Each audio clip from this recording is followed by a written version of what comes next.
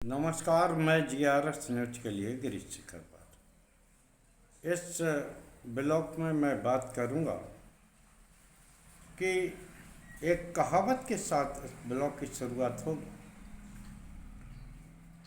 सोचा ये गया था कि शशि थरूर को विदेश में भेजकर कांग्रेस में विभाजन करने का षड्यंत्र सफल होगा और भारतीय जनता पार्टी को राजनीतिक लाभ होगा। लेकिन जिस तरह से अमेरिका पहुंचकर शशि थरूर ने न सिर्फ अपनी बुद्धि कौशल का परिचय दिया, बल्कि उन्होंने ये स्पष्ट कर दिया कि वो इंडिया गठबंधन के साथ उन्होंने प्रतिनिधिमंडल में शामिल 4 अन्य लोगों का भी जिक्र किया कि वो सरकार के साथ नहीं बल्कि इंडिया गठबंधन के साथ हैं। लेकिन इस परिस्थिति के मद्देनज़र जो पहलगाम में आतंकी हमला हुआ है, इसके बाद जो परिस्थितियां बनी हैं, इसको लेकर वो देश के साथ हैं, देश की सेना के साथ। निश्चित तौर पर जब शशि थरूर को भारतीय जनता पार्टी ने या यूँ कहिए केंद्र सरकार ने पार्टी द्वारा उन्हें उनका नाम न दिए जाने के बावजूद जब विदेशी धरती पर प्रतिनिधिमंडल के नेतृत्व करने का फैसला लिया था, उस समय ये समझा गया था कि ये भारतीय जनता पार्टी ने ये दांव राजनीतिक रूप से खेला और निश्चित तौर पर यह बात सही भी थी, क्योंकि किसी भी प्रतिनिधिमंडल में अपने दल के सदस्यों का भेजने का फैसला संबंधित दल का होता। सरकार या अन्य पक्ष जो कि इस तरह के प्रतिनिधिमंडल का आयोजन करते हैं, तो वो उनसे नाम मांगते हैं और जिस नाम को संबंधित पार्टी देती है उस नाम को प्रतिनिधिमंडल में भेजने का ऐलान किया जाता है। लेकिन केंद्र सरकार ने उन शशि थरूर को, जो कि विदेश मंत्री भी रहे और केंद्र में मंत्री भी रहे हैं 2 बार, उन्होंने उनको लेकर ऐसा दांव चला, क्योंकि इस समय शशि थरूर कांग्रेस पार्टी में साइड लाइन है। इसका उल्लेख भी शशि थरूर कर चुके हैं कि उनके मेधा का उपयोग पार्टी के कामों में नहीं। ये पार्टी की अंदरूनी मामला है कि आखिर वो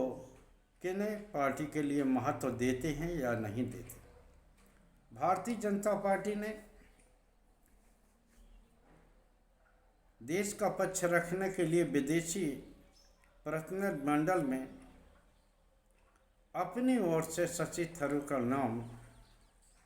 का फैसला कर लिया था। 7 प्रतिनिधिमंडल बनाए गए थे, जिसमें कि सत्ताधारी दल के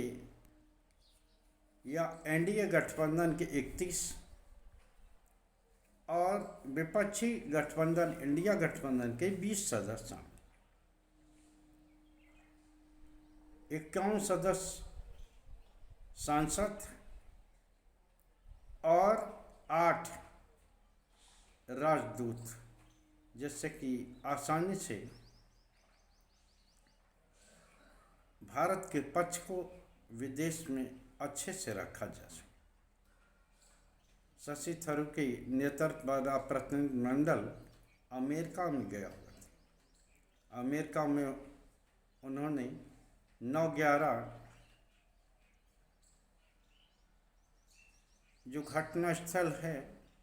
ट्विन टावर जहाँ पे ध्वस्त कर दिए थे उस समय आतंकी घटना में, वहाँ जाकर उन्होंने उस स्थान पर फूल चढ़ाया और इस बार इस घटना का उल्लेख किया कि जिस प्रकार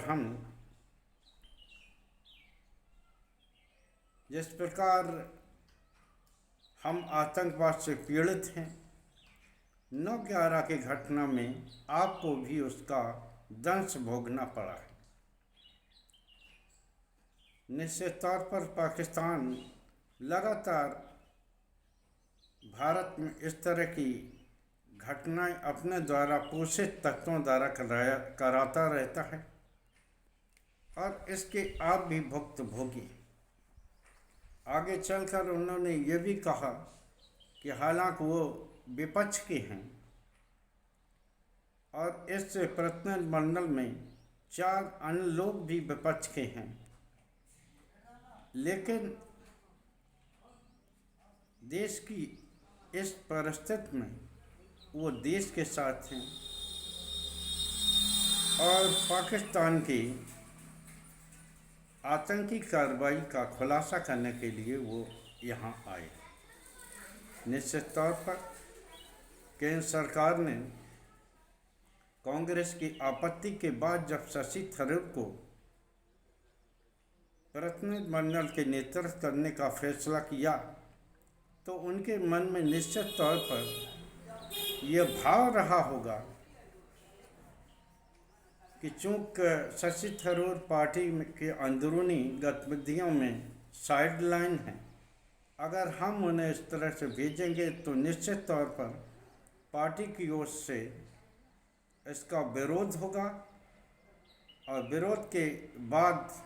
शशि थरूर भारतीय जनता पार्टी में शामिल होंगे। शशि थरूर उस केरल से आते हैं जहां के लिए भारतीय जनता पार्टी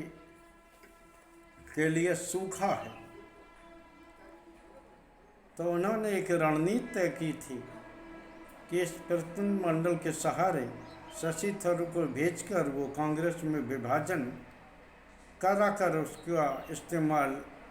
अपने राजनीतिक दल के लिए करेंगे।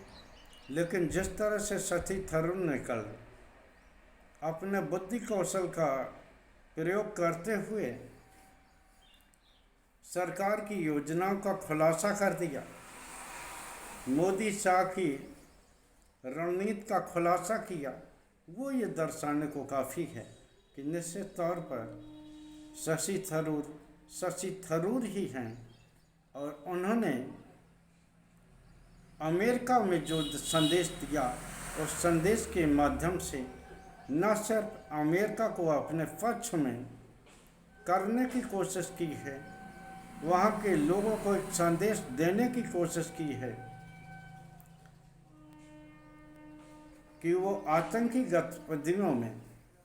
उस पाक का सहारा न दें जिसके पोषित आतंकवादियों ने 9/11 में अमेरिका को आतंक की घटना का घाव दिया था। और उन्होंने अघोषित रूप से ट्रंप को भी एक संदेश देने की कोशिश की है कि जिस पाकिस्तान के साथ आप खड़े हैं उसने अतीत में आपके देश के साथ किस तरह का बर्ताव किया है। निश्चित तौर पर भले ही कांग्रेस की आपत्ति के बाद शशि थरूर विदेशी दौरे पर गए हों, लेकिन जिस तरह से उन्होंने अमेरिका में देश के साथ खड़े होकर और मोदी और शाह की रणनीति को ध्वस्त किया है, ये दर्शाने को काफ़ी है कि वास्तव में शशि थरूर में योग्यता है और उस योग्यता का प्रयोग निश्चित तौर पर किया ही जाना चाहिए। आज के ब्लॉग में बस इतना ही। जय हिंद, जय भारत। कल फिर किसी मुद्दे पर आपके साथ जुड़ने का प्रयास करूँगा। आपसे निवेदन है कि आप भी हमारे इस छोटे से चैनल को प्यार और समर्थन दें। हमारे कंटेंट आपको कैसे लगते हैं कृपया कमेंट के जरिए बताएं ज़रूर, और आप उसे देखकर कमेंट के जरिए ये ज़रूर बताने की कोशिश करें कि